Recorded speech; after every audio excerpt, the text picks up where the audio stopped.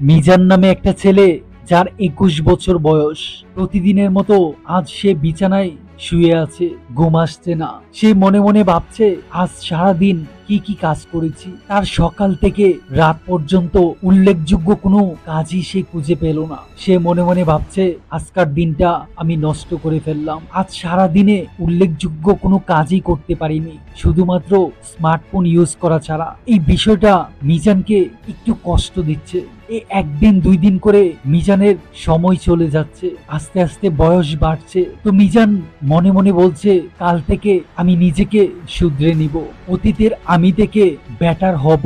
তাই মিজান ডিসাইড করলো আগামীকাল আমি যে কাজগুলো করব সেটা এখনই লিখে ফেলি। যে চিন্তা সেই কাজ। মিজান একটা ডায়েরিতে তার সবচেয়ে গুরুত্বপূর্ণ একটি কাজ, যে সেটা 1 ঘন্টা যাবত মনোযোগ সহকারে করবে। 2 নম্বরে মিজান সিদ্ধান্ত নিল ঘুম থেকে উঠে 1 ঘন্টা স্মার্টফোনে কাজ করবে না। 3 নম্বর, সে তার ডায়েরিতে লিখলো গতকালকের আমি থেকে আজকের আমি 1% বেটার হবই। যুদ্ধটা হবে নিজের সাথে, অন্য কারো সাথে না। যুদ্ধ হবে গতকালকের আমি এবং আজকের আমার মধ্যে। সে বুঝতে পেরেছে অন্য কারোর সঙ্গে আমার তুলনা করা একদম বোকামি। আমার প্রতিদ্বন্দ্বী আমার আশপাশের কেউই না, আমার প্রতিদ্বন্দ্বী গতকালকের আমি। আমার গল্প সেই লড়াইয়ের, নিজের সাথে নিজের চুপচাপ যুদ্ধে। গতকাল আমি ছিলাম অলস, আলসেমিকে কমফোর্ট জোন ভাবতাম। গতকাল আমি স্বপ্ন দেখতাম কিন্তু কাজ করতে ভয় পেতাম। সবসময় বলতাম আগামীকাল থেকে শুরু করব। বড় স্বপ্ন দেখতাম কিন্তু ছোট্ট পদক্ষেপ নিতে ভয় পেতাম। ব্যর্থ হওয়ার ভয়ে নতুন কিছু শুরুই করতাম না। লেট করে ঘুম থেকে উঠেই স্মার্টফোনে সময় নষ্ট করা, নোটিফিকেশন চেক করা, বন্ধুদের সাথে মেসেজ করা, গ্রুপ কলে অ্যাক্টিভ থাকা, ফান, আড্ডা, যোগ, এগুলাতেই সময় নষ্ট করা আমার অতীতের এবং গতকালের রুটিন। আমি ছিলাম স্বপ্ন বিলাসী কিন্তু নিষ্ক্রিয়। আমি বুঝতে পেরেছি এই অনিশ্চয়তার জীবন আমাকে ধ্বংসের দিকে নিয়ে যাচ্ছে। তাই আজ আমি আয়নার সামনে দাঁড়িয়ে নিজেকে প্রশ্ন করলাম, তুই কেন এই পৃথিবীতে এসেছিস? তোর উদ্দেশ্য কি? তুই কতদিন বাঁচবি? কতদিন যুবক থাকবি? কতদিন তোর শরীরে এই রক্ত মাংস টকবক করবে? প্রতিটা দিন, প্রতিটা মুহূর্ত চলে যাচ্ছে, যেটা কোটি টাকা দিয়েও আর ফিরিয়ে আনতে পারবি না। তুই এমন কেন?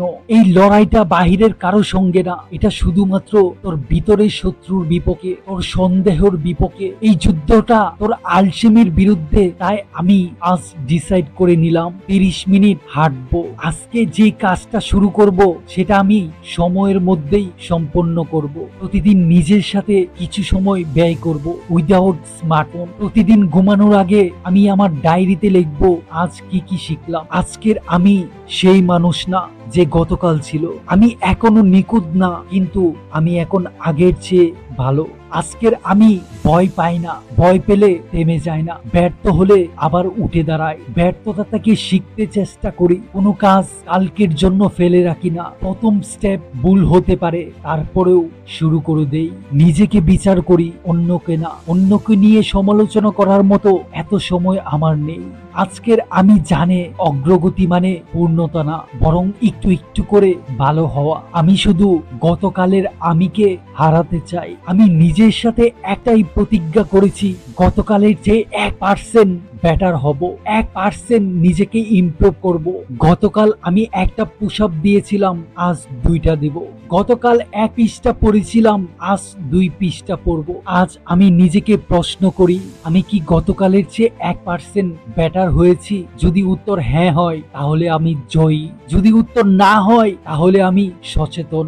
এখনো হেরে যাইনি, এখনো আমি খেলায় আছি। আমি অন্য কারো সাথে না, নিজের সাথে কম্পিটিশনে আছি। আমি জানি এই রেসে যতক্ষণ না আমি 4 দিচ্ছি ততক্ষণ আমি হারছি না। তোমারও যদি মনে হয় তুমিও আমার মতো পিছিয়ে যাচ্ছ, তাহলে একটা কথা বলতে চাই বন্ধু, জাস্ট 1% নিজেকে বেটার করতে প্রতিজ্ঞাবদ্ধ হও। এটা তোমার জীবন, কেউ তোমার আমার জীবন পরিবর্তন করে দিবে না। নিজেকেই উদ্যোগ নিতে হবে, নিজেকেই বদলাতে হবে। সৃষ্টিকর্তা কোনো না কোনো উদ্দেশ্যে তোমাকে এই পৃথিবীতে পাঠিয়েছে। তোমার ভিতরেও ইউনিক কিছু আছে, তুমিও এক্সেপশনাল কিছু করতে পারো। আর সেই ইউনিকনেস কোয়ালিটি দিয়ে তুমি মানুষকে সাহায্য করতে পারো। পারো, এই বিশ্বকে একটু হলেও বেটার করতে পারো, আর সেটাই তোমাকে আত্মতৃপ্তি এবং ভিতরের শান্তি দিবে। মৃত্যুর আগে তখন আর আফসোস করতে হবে না যে আমি আমার জীবনটাকে প্রপার ইউজ করতে পারিনি, তখন আফসোস না করে হাসতে হাসতে মরতে পারবে। একজন জ্ঞানী ব্যক্তি বলেছিল, যখন তুমি এসেছিলে ববে, কেঁদেছিলে তুমি, হেসেছিল সবে, এমন জীবন করো গঠন, মরিলে হাসিবে তুমি, কাঁদিবে ভুবন।